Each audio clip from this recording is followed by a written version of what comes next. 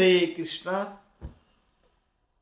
श्रीमद् भगवद गीता दूसरा अध्याय गीता सार श्लोक क्रमांक 41। व्यवसायत्मिका बुद्धि एक है कुरुनंदन बहुशाखा ही अनंतश्च बुद्धय अव्यवसायिनाम। बहुत सुंदर श्लोक है। जो इस मार्ग पर चलते हैं वे प्रयोजन से दृढ़ रहते हैं, उसका लक्ष्य भी एक होता है। हे कुरुनंदन, जो दृढ़ प्रतिज्ञ नहीं है उनकी बुद्धि अनेक शाखाओं में विभक्त रहती है। व्यवसायत्मिका बुद्धि का अर्थ क्या है? व्यवसायत्मिका बुद्धि का अर्थ है कि श्रद्धा शब्दे विश्वास कहे सुदृढ़ निश्चय कृष्ण भक्ति कैले सर्व कर्म कृत है। प्रभुपाद जी कहते हैं श्रद्धा का अर्थ है किसी अलौकिक वस्तु में अटूट विश्वास। वह दृढ़ श्रद्धा की कृष्ण भावनामृत द्वारा मनुष्य जीवन की सर्वोच्च सिद्धि प्राप्त कर सकेगा, व्यवसायत्मिका बुद्धि कहलाती है। तो जब कोई कृष्ण भावना भावित हो जाता है तो उसका परिवार के प्रति, राष्ट्र के प्रति, मानवता में बंध कर कार्य करता नहीं है, वो मुक्त हो जाता है। उसका किसी प्रकार के बंधन नहीं होता है।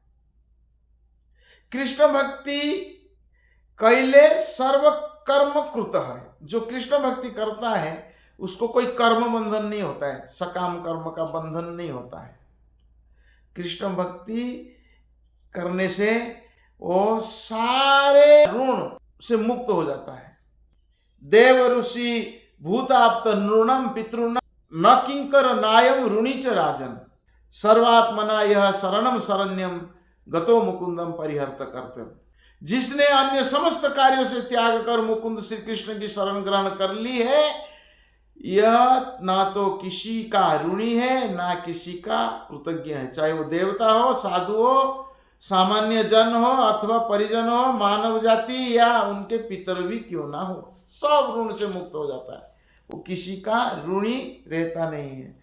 तो किसी प्रकार के कर्म बंधन नहीं होता है। शुभ और अशुभ कर्म भी नहीं होता है। कृष्ण भावनामृत में हमेशा शुभ कर्म होता है, कोई अशुभ कर्म नहीं होता है। शुभ फल प्राप्त करने के लिए प्रयत्न भी नहीं करता है। कृष्ण भावनामृत में कार्य करता है तो सब कार्य दिव्य स्तर पर होता है, क्योंकि सब कार्य आध्यात्मिक हो जाता है। उसमें किसी प्रकार के अच्छे और बुरा फल नहीं होता है और देहात्म बुद्धि से परे होता है। और जो कृष्ण भावित व्यक्ति होता है उसका दृढ़ प्रतिज्ञ ज्ञान पर आधारित होता है। सबसे पहले उसको दो प्रकार के ज्ञान होता है। पहला तो उसको आत्मा के बारे परफेक्ट नॉलेज होता है और भगवान के बारे भी परफेक्ट नॉलेज होता है।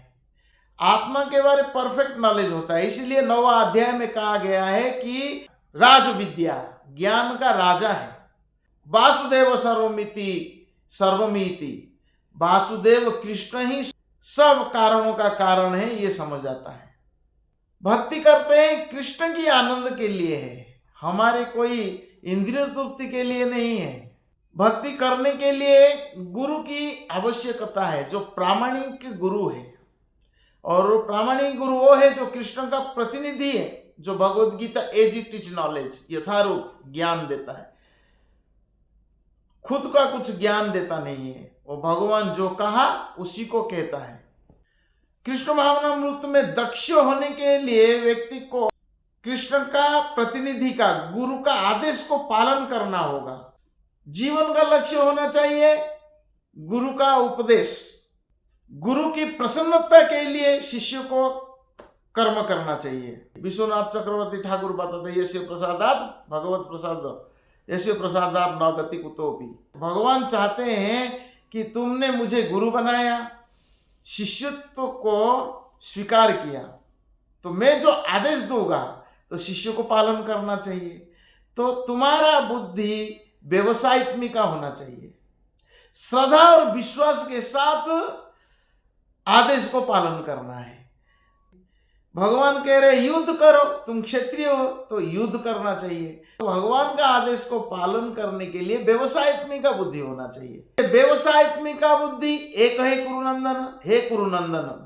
अर्जुन कुरुवंश से है, इसलिए उनको कुरुनंदन कहा गया।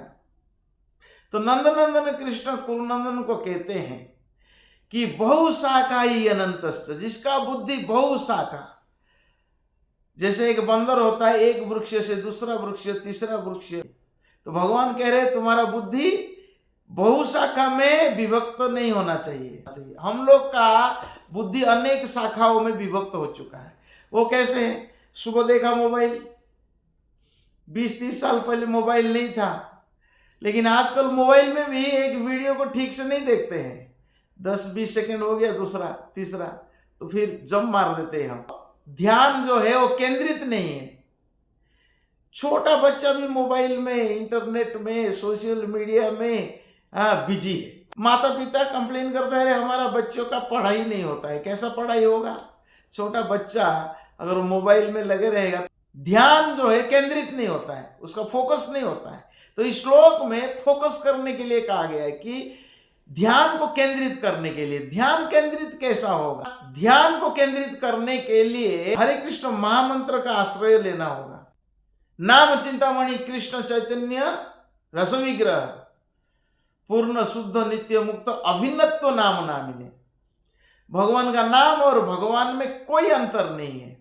मंत्र जप करेंगे तो हमारा ध्यान केंद्रित होगा, पढ़ाई बढ़िया होगा। जब तक हमारा श्रद्धा विश्वास नहीं है भगवान का नाम के प्रति, तो हमारा ध्यान केंद्रित भी नहीं होगा, हमारा फोकस नहीं होगा। नाम जप की आवश्यकता है। पहले अर्जुन गुरुकुल में जब थे तो एक बार एक लकड़ी का तोता बनाया गया और द्रोणाचार्य ने उस लकड़ी का तोता को लेकर पेड़ के बीच में रख दिए। द्रोणाचार्य 5 पांडव को बुलाया तो भीम जी से पूछा क्या दिख रहा है? भीम जी भी कहा पेड़ दिख रहा है, फल दिख रहा है, पक्षी दिख रहा है। लेकिन जब अर्जुन को धनुष बाण देकर पूछा तुमको क्या नजर आता है, तो अर्जुन ने कहा तोता का आंखें नजर आ रहे हैं, आंखें के बिना कुछ दिखाई नहीं देता है। तो वही ध्यान केंद्रित था। जब तीर चलाया बराबर निशानी पर निशाना लगाया, लकड़ी का तोता था, उसका आंखें पर लगा। तो ये ध्यान केंद्रित था। व्यवसायिक का बुद्धि एक है कुरुनंदन। जब हम कृष्ण भक्ति करते हैं हमारा ध्यान फोकस हो जाता है। जब हम सुबह उठते हैं भगवान का नाम जप करते हैं, हरे कृष्ण कृष्ण कृष्ण हरे हरे, हरे राम राम राम हरे हरे, नाम में इतना शक्ति होता है जो हमारा ध्यान केंद्रित हो जाता है। आजकल स्टूडेंट जब आते हैं हमारे पास, ध्यान नहीं लगता है पढ़ाई में, मोबाइल देखते देखते सब जगह भटक चुका है। आजकल बच्चे लोग मोबाइल में बिजी रहते हैं। ज़्यादा समय मोबाइल को नहीं देना चाहिए। बच्चे लोग मोबाइल में भी पढ़ाई करते हैं, कोई बात नहीं, पढ़ाई करता है तो ध्यान भटकता नहीं है। लेकिन मोबाइल में दूसरे सारे वीडियो देखते रहते हैं। हम केवल हमारा एजुकेशन के संबंधित वीडियो थोड़ी देखते हैं, और कुछ देखते रहते हैं, तो उसमें ध्यान भटक जाता है। पढ़ाई में ध्यान लगाने के लिए बच्चों को भी भगवान का नाम जप करना पड़ेगा। जब आप नाम जप करोगे, सुबह हरे कृष्ण महामंत्र का जप करोगे, महामंत्र में शक्ति है जो आपका ध्यान को केंद्रित करता है, आपका पढ़ाई भी बढ़िया होगा।